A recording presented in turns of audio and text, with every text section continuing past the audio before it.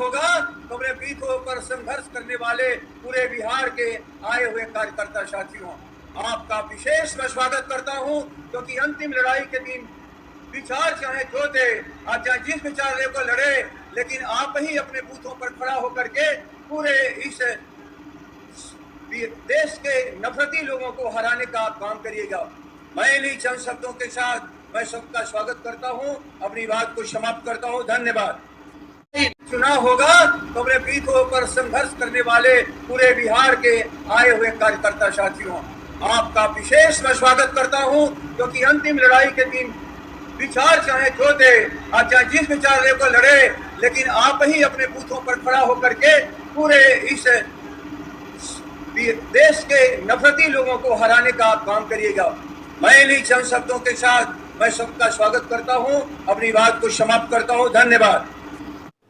नमस्कार, मैं चंद्रसेन सिंह। मेरे YouTube मंच पर आप सभी का हार्दिक स्वागत।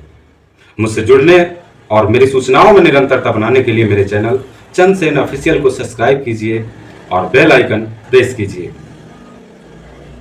आज बिहार के पटना गांधी मैदान में इंडिया गठबंधन की अगुवाई में जन विश्वास महारैली थी, जिसमें कांग्रेस, राजद, सपा, सीपीआई, भारतीय कम्युनिस्ट पार्टियां जो इंडिया के घटक दल हैं वो सब प्रतिभाग कर रही थी, जिसमें वहां के जन समर्थन और उमड़े जन सैलाब में जनता का प्रतिभाग 2024 के तस्वीर में कुछ और ही रंग प्रस्तुत कर रहा है। एक तरफ सत्तारूढ़ दल बार बार एनडीए 400 पार का नारा दे रहा है, वहीं दूसरी तरफ आज की जो ये रैली हुई ये उसके दाव में खोखला साबित करता नजर आ रहा है। अब 400 पार के लिए सरकार ने उसको मूर्त रूप देने के लिए राष्ट्रीय मीडिया और खुद सत्ता दल दिन रात हिंदी पट्टे के राज्यों में हवा का भूत बना रहे हैं। समाज के वास्तविक मुद्दे हटाकर समाज को विज्ञापन की चमक, भविष्य के वायदों में उलझा रहे हैं। डिजिटल मीडिया, प्रिंट मीडिया, विज्ञापन और विविध प्रकार की राशन योजना, आवास योजना, सड़क, जल, रेलवे का विकास दिखाकर वोटरों को अपने पाले में करने का रुझान ला रहे हैं। लेकिन अब ये निर्णय जनता को करना है कि वो अपना मत, अपना विश्वास किसके पाले में रखता है। लेकिन आज बिहार की जन विश्वास रैली और उसमें लोगों का प्रतिभाग के साथ उपस्थित लोगों का आत्मविश्वास मीडिया और सत्तारूढ़ के दल के जो 400 सीटों का दावा है उसको जरूर मुश्किलें पैदा कर रहा है, उसको जरूर खोखला साबित कर रहा है। आज लोकतंत्र के महापर्व में कुछ ही समय बचा हुआ है। इंडिया की ये प्रथम बैठक है, चुनाव से पहले इंडिया गठबंधन की पहली बैठक है जिसमें वो भारी पड़ता दिखाई दे रहा है। आज की गांधीनगर की रैली में नेताओं का आत्मविश्वास और रैली में उपस्थित लोगों में जनता का उत्साह कुछ और ही 2024 की तस्वीर बयां कर रहा है। 2019 लोकसभा चुनाव की बात करें तो वहां बीजेपी और जदयू मिलकर के 39 सीटों पर अपना कब्जा जमाया था।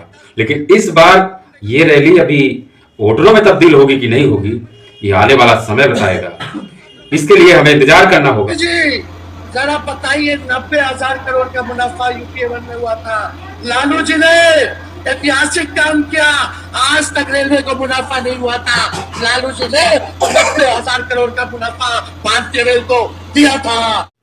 आज की रैली में उत्तर प्रदेश के सपा प्रमुख अखिलेश यादव भी पहुंचे हुए थे पटना और उन्होंने भी अपना मत दिया। लोकतंत्र के सहारे उन्होंने भी जो पीडीए निर्मित किया उसको मजबूत करने के लिए अपने शानदार अभिव्यक्ति के जरिए रैली में एक नया उत्साह और नई दिशा प्रदान की। चुनाव शुरू होते ही ऐलान कर दिया है कि अगर उत्तर प्रदेश 80 हराओ का नारा दे रहा है, अगर उत्तर प्रदेश 80 हराओ का नारा दे रहा है तो बिहार भी पीछे नहीं है। 40 हराओ का नारा यहां से भी निकल करके जा रहा है। 2024 के लोकतंत्र के महापर्व का कुछ पल ही समय बचा हुआ है। सारी पक्ष और विपक्षी पार्टियां अपने अपने प्रचार, अपने अपने प्रभाव, अपने अपने वायदों की भरमार लगा रही हैं।